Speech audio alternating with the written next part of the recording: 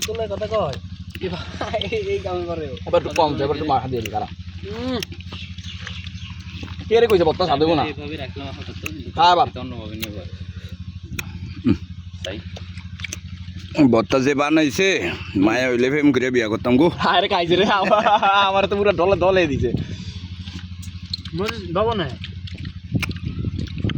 তাহলে বাটা পিস নাম না না পূজা করে ডারে লবণ চালা না রে তোরা নাইজের কবে কি হইছে বাহ বুঝতে না বড় জাল লাল দিকে লাল মারবা তোমরা ভালো সুখ হইছে খারাপ না সবে তো সুয়া